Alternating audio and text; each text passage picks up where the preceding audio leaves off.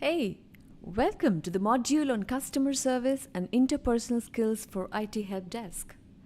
I'm sure you would definitely enjoy this wonderful learning journey of customer service. In this module, we are going to look at different lessons per day. Day 1, as you see, would be the introduction to customer service. What is customer service? I'm sure all of you have different ideas of customer service. Just hold on to your horses. We'll come to that in a little while. Let's look at the agenda for the day 1 of customer service module. You would watch a video right now on what is customer service to you. And then we talk about the customer service basics, the role of customer service in technical IT help desk, what is the process of service, what are your KPIs or deliverables in the workplace, and then of course we summarize the day 1 of customer service module. Wish you a very happy learning journey ahead on customer service. So for now, let's watch this video on what is customer service, especially good customer service to you. Going the extra mile, taking more initiative. I feel that at least you have to greet the customer. You know, it's like, hi, welcome to the shop. I think they should be there if I need help, but not like looking at me the whole time. Pressurizes me. I want to buy and not something they want me to buy. They should ask what you want. Even if you're demanding, even if you have specific needs and specific expectations, they should kind of even find your needs without asking indirectly. And in the end of the day, if you don't go for buying something, still, they should give you valuable information. Should be patient. Eye contact is very important, and smiling. Yeah, when you smile, like it melts everything already. Number one is the salesperson must know what their product is, and they should know what they are selling. Instead of go and find out and waste our time, they should tell us what they have, what is good for us, and be honest to us. It's like, if the dress doesn't look nice on you, say not nice. Don't come and tell us a lot of story and say it fit, and then it actually doesn't look nice, and I won't go back to the same store again. Just formalities like hi, how are you, and this and that. If I feel like I get along with somebody, I feel like that's a pretty good customer service experience. Good customer service would be when a waiter actually meets the needs. Like for example, they're attentive, so like you call for them, they're immediately here, and they give you what you want promptly. Yeah, so being efficient, all that kind of thing, I say. Smile, knowing your products, being able to help you with the sizes. Yeah, and probably ringing around other stores if they don't have that size in that store. Mm-hmm. I think the worst thing is to say, oh, it's there in the aisle.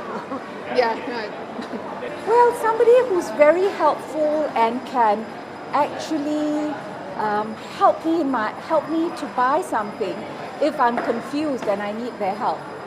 I guess the personal touch. Yeah, I think certain shops in neighborhoods, you see that personal touch.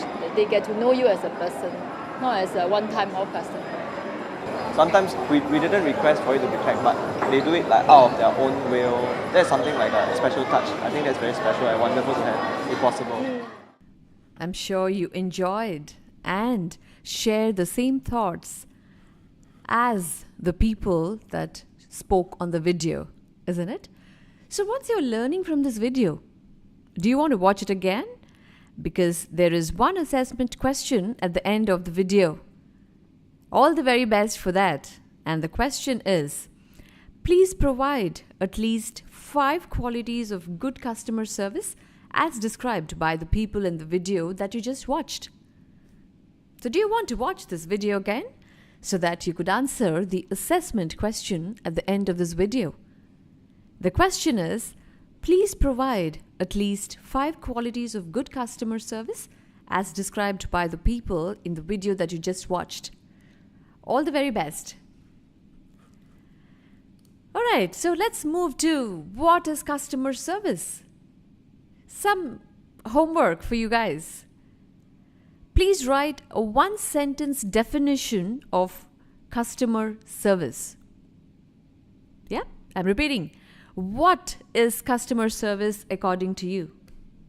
You know, these days, a business would not exist without customers. And if you have customers, you have to have customer service, isn't it? Everybody talks about the importance of good customer service. But do you really think that everyone seems to be following it? Well, recently I had an opportunity to ask a few questions of communications expert and authors. You know what they say? They say good customer service is no longer enough. What does that mean, right? Why is customer service so important to a successful business? Just think about it. So what's your definition of good customer service? Just remember, good customer service is no longer enough. It has to be superior, wow, unexpected service.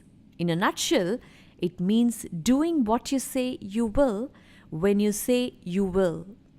How you say you will at the price you promised, plus a little extra tossed in to say, I appreciate your business. Just think about it. Quickly jot down your definition of what customer service is all about. Well, I have given a few points here for you all to go through. So what is customer service? As I just mentioned, doing everything in your power to make the customer happy. Did you write this? Well, always leave the customer with a smile and no questions unanswered. Did this strike you? When you leave the customer, they should always be willing to recommend you. Always smile and always be polite, even on your worst days. Difficult, isn't it? Yes, but not impossible. Never be afraid to say you didn't know to a question, but always follow up with, but I will look the answer up and get back to you immediately. No one knows everything, but it's all about whether we are really trying to get the answer for the customers. All right? Well done. I'm sure you've a lot of these answers and also more answers while you were defining customer service. So customer service is so important to a successful business. Why? Customers have more options than ever before and feel less loyal. They want products and services fast, cheap, quick from whoever will provide them. That means that the competitive advantage is now your ability to keep customers and build repeat business. And the email mindset makes it even easier for customers to spread out their dissatisfaction. I'm sure you would agree to this point. How many of you have sent an email to a call center or to a store or to a supermarket while you yourselves are customers saying that, look, I'm not happy with this customer service? Make one customer angry and chances are you've got a nasty rumor going around to 10 of those colleagues that you're a lousy firm to do business with. Hence, customer service is very crucial these days to any kind of business, especially for help desk. The word itself says that we need to help our customers. Is good customer service different on the internet? How do you quantify it and measure it? These are a couple of questions that we would encounter and we would discuss during our day 1 training session. Let's move to questions on being a customer. Why do you need customer service? Was the service provided over the phone or in person? How did the customer service representative respond to your request, inquiry, or problem? If you felt the service was excellent, describe what made it so good. And if you felt the service was exceptionally poor, describe what made it that way. So, put yourself in a customer's shoes. All of us are customers in our everyday life, isn't it? you have been a customer yourself. You must have bought a mobile phone, you must have bought a laptop, you must have bought a Beats headset, or you must have bought a watch. Anytime you are a customer, you're a customer yourself. So these are the questions that you ask yourself, and please jot down the answers to these questions. Take a few moments, introspect, and then write down the answers for these. Okay. Great that you've written down the answers to all the previous questions. Let's look at a few competencies of customer service. A very, very important is communication, customer sensitivity, decisiveness, energy, flexibility, follow-up, impact, initiative, integrity. Let's discuss all these competencies in our training session. However, please try to understand what these mean to you. The other competencies are job knowledge, judgment, motivation to serve your customers, persuasiveness, sales, planning, resilience, situation analysis, work standards. Have you thought about all these competencies while you've been working as a customer service expert yourself? If not, no worries at all. We will discuss all these competencies and ensure that you are going to be a customer service professional in this learning journey of customer service and interpersonal skills module. Well, let's look at the excuses. When you're not able to perform, when you're not able to provide excellent customer service. I'm sure you would have those excuses. Just list about 5 to 8 excuses you hear customer service representatives give for offering indifferent or poor customer service. Well, they might say, so sorry, sir, we have been really busy today. It's been a very busy day. So sorry, our team leader or supervisor is not in the office today, or he or she is in a meeting today.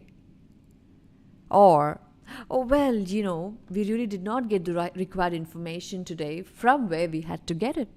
Or, there has been a technical concern, please excuse us. Have you heard about these excuses? I'm sure, yes. Write down a few more that come to your mind. And also think of one of more ways to counter each of these excuses. So jot down 5 to 8 excuses and how you're going to deal with each of these excuses so that you would know how to counter them. Right? Okay. Let's move on to who are our customers. What is the definition of a customer? Who is an internal, external customer?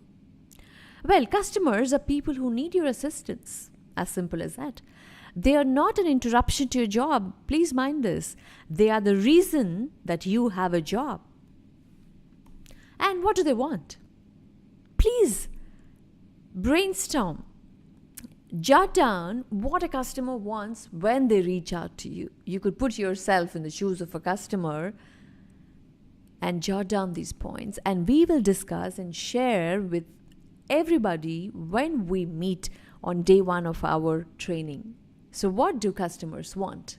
Please take a few moments and write down the answers for this. Well, you've watched the video which talks about what do customers want from you. The 3 simple things that they want is they want us to greet them. They want you to help them. They want you to listen to them. Right? Very simple, yet very deep and very difficult for us to implement on each and every help desk scenario that we encounter. Right? Let's talk about it a little later. All right. So we move to the communication equation. So as you see on the slide, what does it say? What you hear is the tone of voice, the vocal clarity, the verbal expressiveness is just 40% of that message.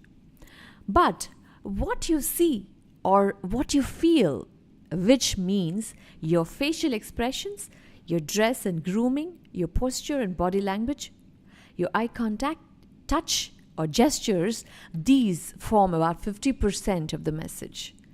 And the words, if you see, surprisingly constitute just 10% of the message. So, if you see this communication equation, what is very, very crucial, what we see or what we feel as customers. Mind these, and then we will see how to talk to our customers in a better way.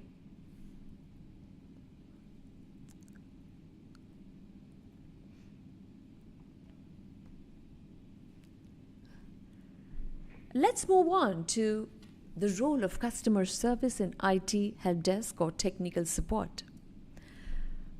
Earlier, during the transactions, it was not an information-based support. The roles and responsibilities of the users are very little in the process. They used basic tools for customer support. Support was a very, very isolated function. But now, support is managed professionally. It's time and cost effective. Support skills not only require technical ability but also more than this, which is customer service. Our focus needs to be on customer satisfaction, where the role, the goals, and the objectives are very, very clearly defined. What is the role of help desk? Well, it's to provide high-performing, mission-critical customer support and technical assistance. To keep the customer and organization performing at the highest possible level, we need to be a single point of contact. We need to be a staff with a good blend of people skills and technical skills. Customer service is a part of people skills, as you are aware of. Well, service quality is not to be forgotten in the role of help desk. As the help desk is the first point of contact for the customer, the first impression should be a very impactful one. It should be quite good. You need to have customer focus. Support should be available to the customers via a toll-free number, a website, or email. And the questions must be very simple. And we need to provide user-friendly customer service. And also, the service that we provide has to be respectful and courteous in the manner. We need to maintain and expand technical knowledge of the current products. To do what is necessary to satisfy the customer's psychological as well as service needs within the guidelines of your organization. That's very important. So those who excel in their jobs rarely do so because of technical skills alone. And I'm sure all of us are aware of it, that if the service quality to be perfect, to be excellent, we need to have a blend of technical skills and soft skills, which are people skills. They need to have the right way to deal with people. What is the challenge in customer service? Well, there is always a demand for effective end user support. And the cost of providing this support is always increasing. There is a challenge also in terms of facing an extinction. People need to evolve in customer service, which is quite a challenge. And there are so many new industries that are emerging. And to cater to all these new industries is in itself a great challenge for customer service. Think about it. So, to fulfill all these roles and responsibilities of help desk, what are the attributes, skills, and knowledge that is required? So, as you see, what are attributes? These are the qualities or the properties or characteristics of a person. And the skills are the abilities to do something well, and this is usually gained through experience and training, a particular talent or acquired skill. So, for example, communication skills, listening skills, interpersonal skills. It's called a skill because we can acquire it either through training, coaching, or experience. And that's exactly what we want to learn in this customer service module. And of course, the knowledge. And what is knowledge? It's the awareness or possession of information. You might have a lot of technical knowledge in you. You might have the qualities and the characteristics that fulfill this knowledge. However, if you do not have the required skills, which are customer service skills, well, would you be a holistic customer service professional or a holistic IT helpdesk professional? What's your answer? Yes or no? Let's move to the process of service. How do we maintain this relationship? Well, we need to understand our customer needs. We need to manage the customer's expectations. We need to satisfy the customer's needs and expectations. So, understand, manage, and satisfy. 3 main ingredients in maintaining a relationship with the customers. Please note, the customers are just not VIPs. They're just not very important people. They are MIP, which is the most important people. As I just spoke earlier, these days in the technology era, the customers play a very, very crucial role. If I'm not happy as a customer with some service, I would put it on social media. I'm sure it happened with you. Well, it happened with me so many times. Recently, I encountered an issue with Singtel Mobile and Singtel TV at home. And they refused to come to sort out my issue on a weekend. You know what I did? I put it on social media. I wrote to the CEO of Singtel. And guess what happened? The customer service professional was at my place on a Saturday morning. And of course, I thanked him on Twitter. I thanked him everywhere. So the customers are the most important people. Agree? So how do you manage the expectations of the customers? So we need to identify, we need to anticipate, and we need to satisfy their needs. Sounds very simple, isn't it? Just implement it. So what is the internal supply chain? How do you manage the supply chain internally? Well, how we deal with our colleagues and peers becomes important. As we are all working in the same team, we need to be a great team player. We need to recognize others for their skills, knowledge, achievements, and assistance. Respect them for what they are. Don't criticize or complain about your colleagues. Just be a good team player. Learn from each other. Remain focused on resolving the issues of the customers. That's the crucial part of it. The 3 basic rules, please remember: avoid blaming. Treat others as you like to be treated. Treat others in your department as if they were your customers. So that's why in the beginning, when we saw the slide on who is an internal customer, who is your external customer. So internal customers are all your colleagues and peers from different departments and from your own department. And the external customers are the customers that you deal with every day. Be it your mobile phone banking officer,